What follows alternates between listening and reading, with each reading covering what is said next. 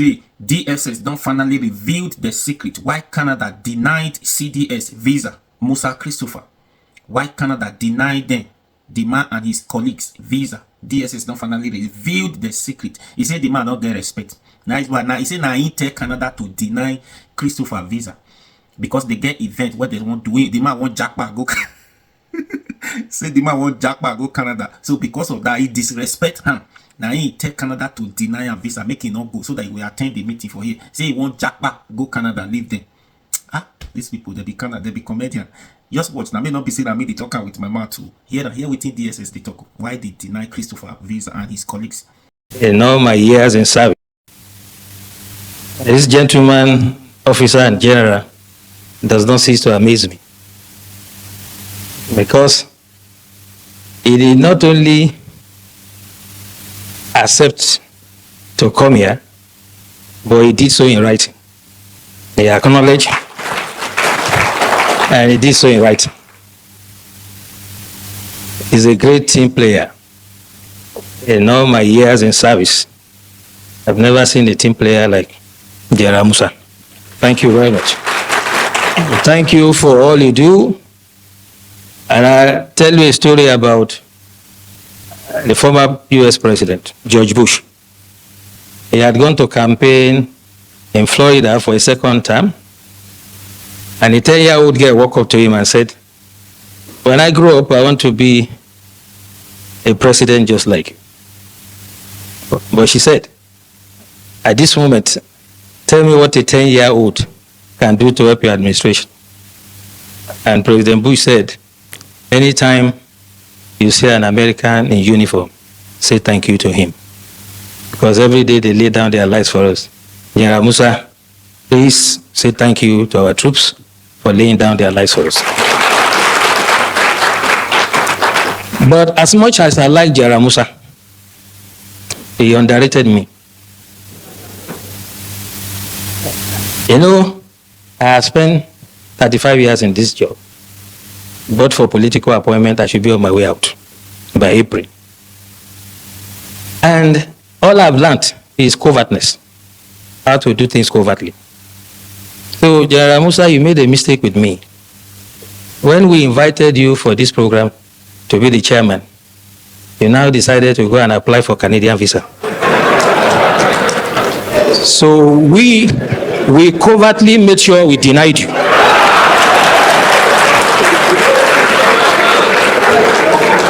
So, my dear General, next time when you hear of DSS, and under a leadership like mine, who has swag in doing the job, don't underrate us. So when you leave here, you can see me, you get your Canadian. We wanted you to be here, so you couldn't have been in Vancouver. Speaking seriously about the practical approach to mobilizing to curb insecurity, I'll share experience with you when I was state director in Bauchi. Most of you will remember an incident in Azari. A group of terrorists, the Boko Haram, then had invaded Azari. They were shooting in an attempt to kidnap, and the community chased them. They killed some members of the community, but the community members killed all of them.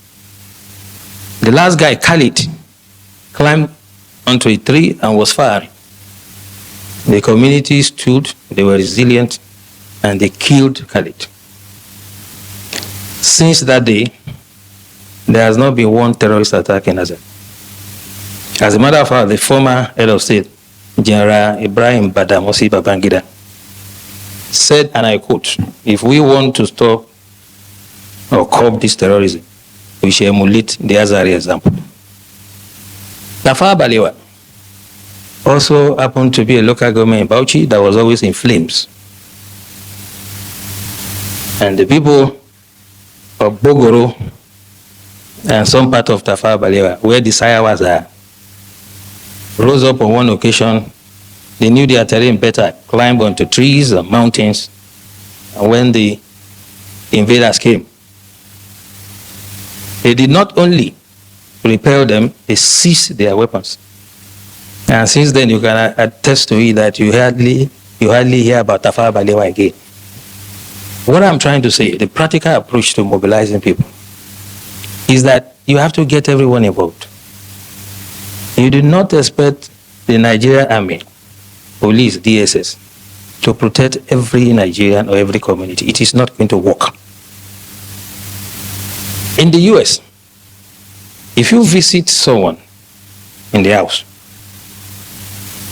you'll be shocked that when the guy hears a police siren, he will just pull his drawer, bring out his gun and keep it.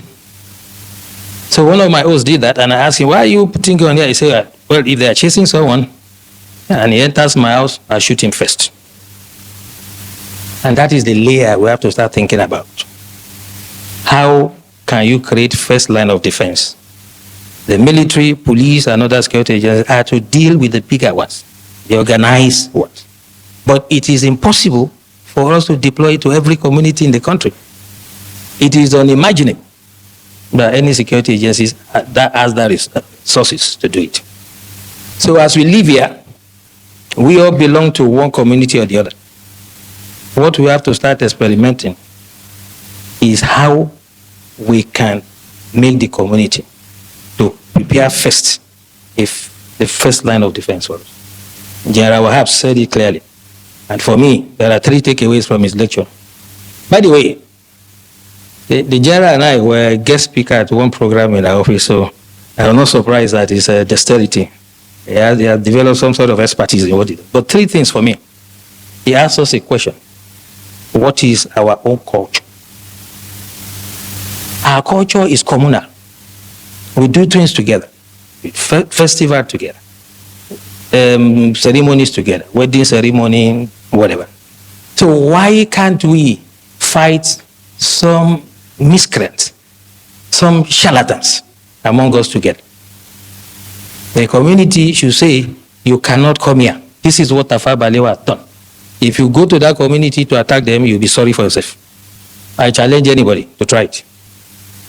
And this is the way we have to do. We have to allow some level of armament for the communities, and they can serve as the first line of defense. Second takeaway from what the general said, all society approach is not the first time we are hearing. But what I'm saying, the way to do it is when we live here, those of us who have some influence, the elites in society, discuss with your communities, come to us, get some sort of approval and guidance, and then we can stop these criminals.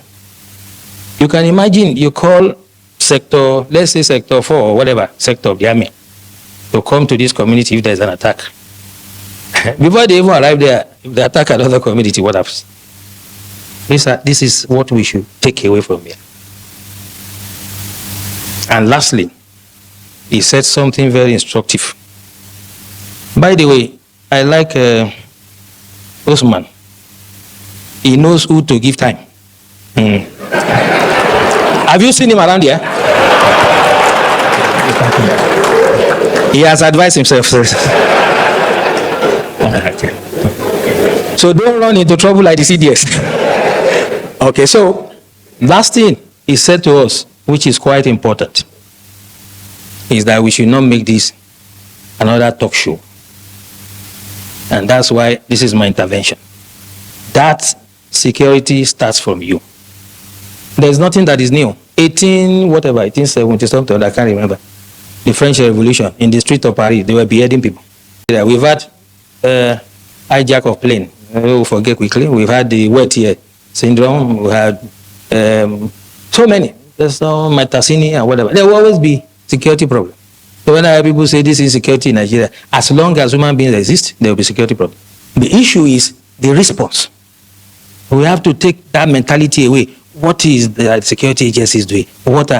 Who, apart from a tree, knows that they want to come and cut him and remain standing? Only a tree. We have to get the communities to rise and defend themselves first.